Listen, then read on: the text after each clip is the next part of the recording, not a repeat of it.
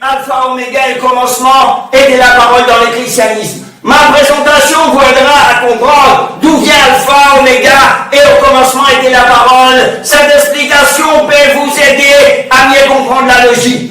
Allons analyser les mots Alpha, Oméga. Certaines personnes prétendent que puisque le même nom Alpha et Oméga sont utilisés à la fois pour Dieu et Jésus.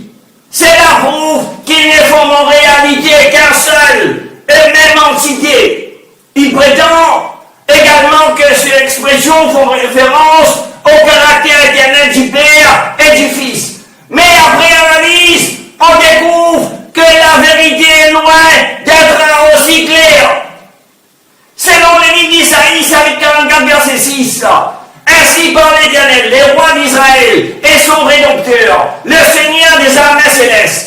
Moi, je suis l'Éternel, je suis le dernier, en dehors de moi, il n'y a pas de Dieu. Selon les livres d'Apocalypse, chapitre 1, verset 8, je suis Alpha et Oméga, dit le Seigneur Dieu. C'est lui qui est, qui était et qui vient, le Tout-Puissant. Selon les livres d'Apocalypse, chapitre 1, verset 11, en disant je suis Alpha et Oméga, les premiers et les derniers. Selon l'Apocalypse, chapitre 22, verset 12 et 13. Oui, dit Jésus, je suis Alpha et Oméga, les premiers et les derniers, les commencements et à la fin. Premièrement, le livre d'Apocalypse est un livre auquel il est impossible de se fier. Les premiers chrétiens et les anciens de l'Église, Marcion, Décino, Caius de Rome, Denise d'Alexandrie, Aphiloque, d'Iconium, Grégoire de Naziancé, Cyril de Jérusalem et les synodes de Laodicée en 360 l'ont tous remis en question. Première, l'auteur des livres d'Apocalypse s'identifie comme Jean, un inconnu qui n'a aucun lien avec l'apôtre Jean, car le style du livre est totalement différent de l'évangile selon Jean. Deuxième, à part ces vagues prénoms, on ne sait rien de lui. Plusieurs évêques ont aussi rejeté ces livres depuis longtemps déjà. La raison pour ne pas les tenir en haute estime, on n'y enseigne rien au sujet du Christ et on n'en parle pas. Troisième, aujourd'hui encore, les érudits luthériens classent l'Apocalypse des gens dans la catégorie des livres controversés. Deuxièmement, Alpha et Oméga sont les premières et les dernières lettres de l'alphabet grec. Les spécialistes de la Bible eux-mêmes ne sont pas certains de la signification exacte d'Alpha et Oméga telle qu'utilisée dans les contextes de ces versets. Il va de soi qu'il ne s'agit pas d'une signification littérale, il est en vain de chercher dans la littérature juive ou païenne la source des noms Alpha et Oméga. Personne n'est encore, moins un être divin, ni est appelé Alpha et Oméga, ou en hébreu Aleph et tout. Bien qu'il n'existe aucune source historique pour l'utilisation d'Alpha et Oméga comme nom, qu'il s'agit d'un hébraïsme communément utilisé parmi les anciens commentateurs juifs pour désigner un tout du début à la fin, comme dans la phrase « Adam a violé la loi toute entière ». Des Aleph Ato, les plus grands érudits publics ont conclu que cette utilisation fait référence en fait de commencer et déterminer une chose ou à la totalité d'une chose.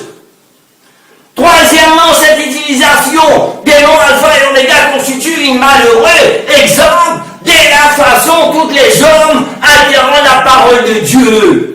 Cela démontre à quel point la doctrine sert aux hommes pour justifier des fausses croyances. La phrase « Je suis Alpha et l'Oméga », les premières et les dernières, ne faisait fait même pas partie de manuscrits grecs originaux. On ne les trouve dans aucune traduction. Influence et interpolation, la critique textuelle montre que les auteurs apostoliques de l'évangile des Actes, des Apôtres et du livre de l'Apocalypse ont été inspirés par la Bible hébraïque. Après tout cela, va sans dire, les apôtres et les premiers disciples chrétiens sont des juifs, des confessions judaïques, qui ont vécu toute leur vie dans l'esprit de la Torah et de l'enseignement religieux. Les notions laïques du Messie, fils de l'homme, des justes, du pouvoir divin, et de la fin des temps évoqués par les prophètes, leur sont donc familières. Regardons de près les livres d'Apocalypse de la Bible. Je suis Alpha et l'Oméga. L'Apocalypse, chapitre 1, verset 8, et chapitre 21, verset 6, et chapitre 22, verset 13. Si nous regardons les contextes, un rêve que Jean voit de nombreuses créatures non existantes comme icônes, etc. Dans les mêmes rêves, puis il continue de rêver à ses ibérams chez lui en disant « Je suis Alpha et l'Oméga » signifiant les premières et les dernières. Et nous savons tous très bien que Jésus-Christ, Père chez lui, n'était pas la première que la Bible elle-même dit, que Jésus-Christ, Père chez lui, est né dans un table. Nous savons aussi qu'il n'était pas les derniers non plus. Donc ce n'est rien, mais un rêve que Jean a vu. L'Apocalypse s'identifie comme Jean, un inconnu qui n'a aucun lien avec l'apôtre Jean. Un homme voit quelque chose dans son rêve et vous l'attribuez à Jésus et à Dieu. Vraiment amusant. Posez-vous la question logique.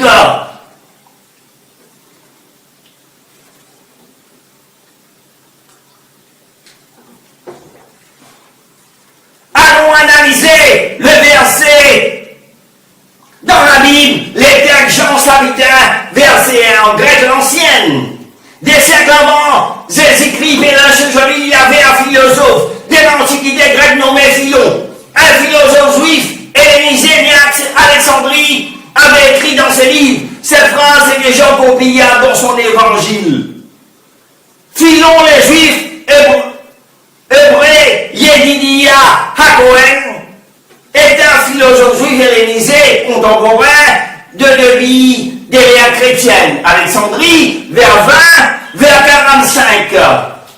On suppose Philon qu'il a étudié la philosophie en assistant aux conférences bibliques du Nicée. Mais nous ne sommes pas sûrs, une supposition.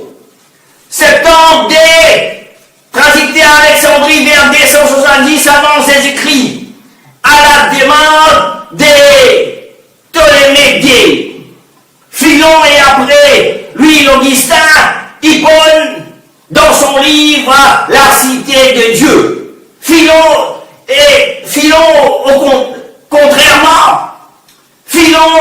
au contraire accentue les caractères divins de sa traduction. Selon Photios, la première de Constantinople, Plotin serait à l'origine de l'interprétation allégorique de la Bible. Adopté par les chrétiens, Théodore de Mopsuès considère Plotin comme le maître d'origine en ce qui concerne l'interprétation allégorique. Toutefois, il considère que le père de l'Église va plus loin dans ces domaines que Philon. Philon écrit son œuvre au moment où les pharisiens et les seigneurs, nous n'avons pas de preuves qu'il se soit connu ou qu'il ait correspondu. Néanmoins, c'est à cette époque qu'à Jérusalem, il y a des Samaïs introduisent une traduction-interprétation orale, appelée loi orale, qui donnera naissance au Talmud et au Midrash. Philon, c'est l'auteur d'un Midrash de langue grecque. De fait, même si l'ère de Philon est nettement plus philosophique des points communs avec les Midras peuvent être notés, l'importance donnée à l'étymologie ainsi que l'attention portée au moindre détail du texte.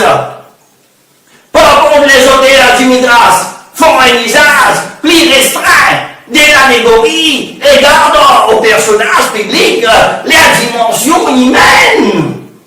Ces Philon a entendu parler des Ponce Pilate. Les débuts du christianisme, lui, sont complètement inconnus. On ne sait pratiquement rien sur le développement du christianisme à Alexandrie. Avant la fin du deuxième siècle, même si les plus anciens fragments de l'évangile de Jean par l'Église P. 52, daté des 125 environ, a été trouvé dans l'oasis du Fayoum en Égypte.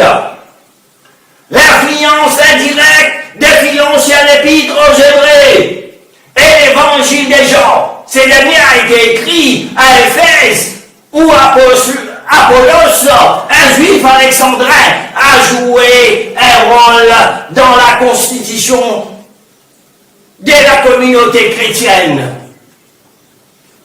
Ce dernier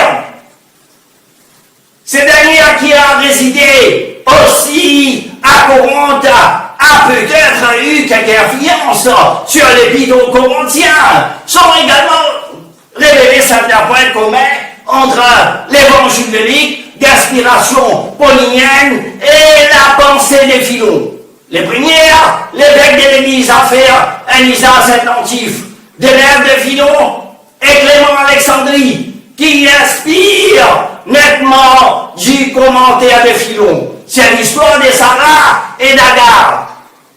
Les écrits de Philon passent en partie entre les mains des chrétiens qui les considèrent un peu comme l'un de leurs. Clément, Alexandrie et Origène sont familières des œuvres de Philon, de même qu'en Occident, Ambroise de Milan.